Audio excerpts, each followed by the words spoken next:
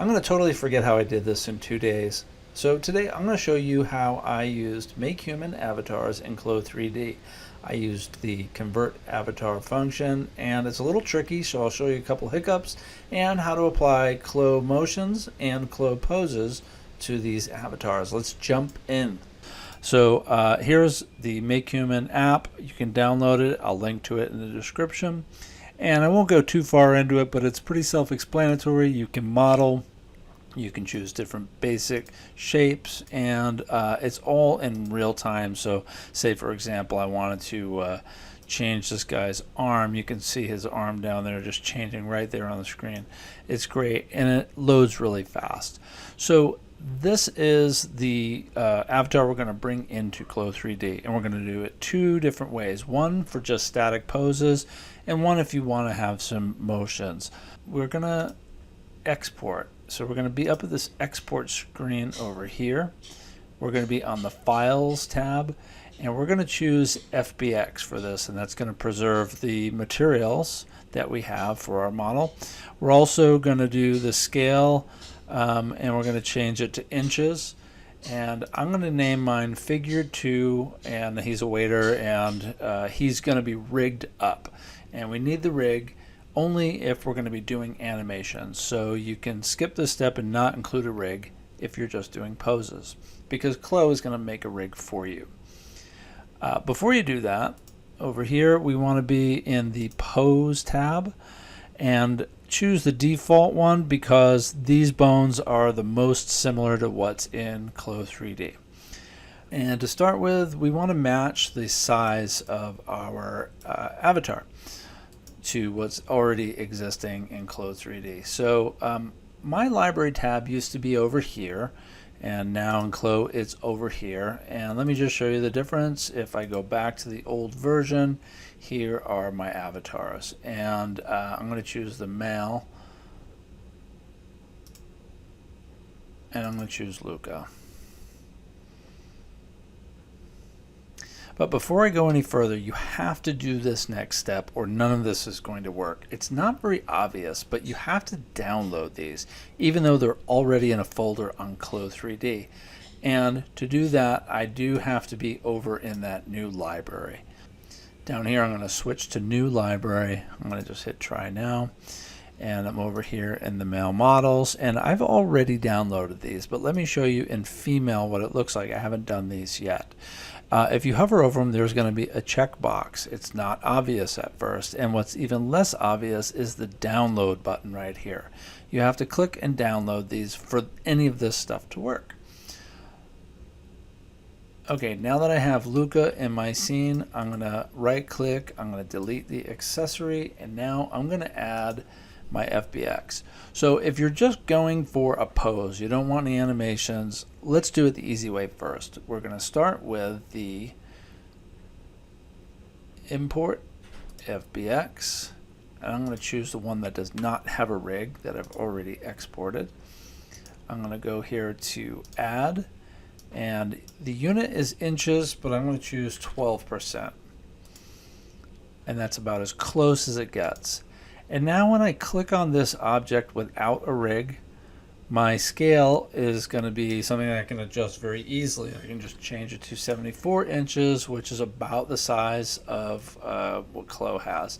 And you can see here that my avatar is through the floor and Luca is above, so let's bring them up so they're about the same. And you can see their heights match now. Perfect. Okay, so he's in there and he's fine. Let's delete Luca. And you can see that the MakeHuman's eyes are out of position. So let's click them and just put them in the right spot. There we go. And yes, mine were a little bit cross-eyed to begin with. So that's okay. Now everything looks good. Select the eyes, shift select the rest of the body, and file export. And we're going to export this as an OBJ. And I exported mine already as a OBJ with the name waiter too. That's because he's a waiter, and you can specify a file name there. Okay, and I've already done that, and he's good to go. If you are doing something with animations, we need to do it a little differently. Okay, I have Luca in here, and now I'm going to go File, Import, the FBX, and this time I'm going to choose the one that has the rig. And I'm going to add that one. And again, units are inches because that's what I've chosen in MakeHuman, and I'm going to do a scale of 12. And he's close, but now you'll see that over in the scale it's just at 1. So I've already predetermined this. 1.05 for a scale works. And you can see that he's through the floor and he's a little bit low on his head right now. So now we need to go over to Avatar Show Joints. And we're going to click on the root bone. That's that magenta colored one there. And we're going to bring him up so he's about even. And now you can see, okay, that's close. Get a little bit closer. So the feet are about in the same position, and you can see the crown of his head is about the same as Luca's. Okay, a couple other adjustments we need to make are to the shoulders. I'm going to click and select these two to get the shoulder right, and then the shoulder joint right here, rotate it. So he's going to be about in an A pose. I will note that after you do all of this, the rig is not going to be necessary. And the only reason we're doing it is to adjust the A pose, but more importantly, the hips and legs. And the reason is with regard to motion files, I noticed that just one of the legs is always out by a little bit if you just do this without making these adjustments.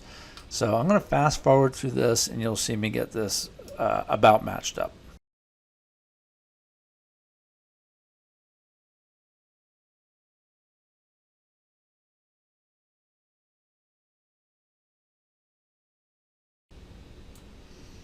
Okay, now I have him in position. I can turn off avatar joints. I'm going to delete Luca, and now he's ready to go. We're going to file, export in OBJ, and we're going to do it. I called mine new pose, and because it's an OBJ, it's not going to have any rig associated with it, which is what you want. No rig. Now we have to go over to avatar and auto convert to avatar. This gets a little tricky. Thanks to Jim, Simon, and Ariel at Clo3D for helping me out with this video.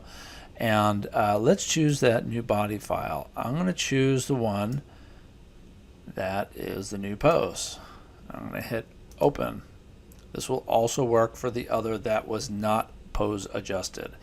And that is only if you're doing posing, not motion. Okay, here I'm going to go to switch it back to male. I also noticed if you switch this first, it will always default to female. So just keep that in mind. I'm only doing rigging. So I'm going to check that box. And I'm going to change this to, and then I'm going to convert. This part takes a while, so I'll fast forward through it now.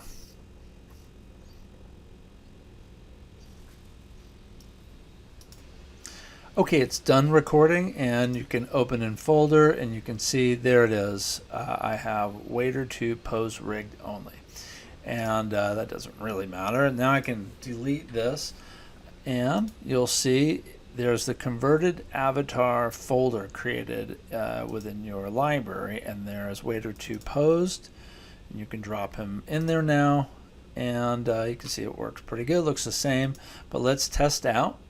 I'll go to avatar and let's do male poses first. Let's do a seated pose. Nice, works great. Okay, and let's also see how motions are applied. Do those work well? We'll do walking in place. And yeah, I did get that one leg to kick out to the side a little bit. I haven't quite figured out what's going on with that yet, but it's not substantial enough where it's making a difference, really, to me. And let's run through the whole animation. Oh, looks pretty good. So now I got a avatar from MakeHuman imported and converted into an avatar. And what I learned is that you can do this with any OBJ file that's scaled about right and looks like it's in the right position, as long as it doesn't have a rig.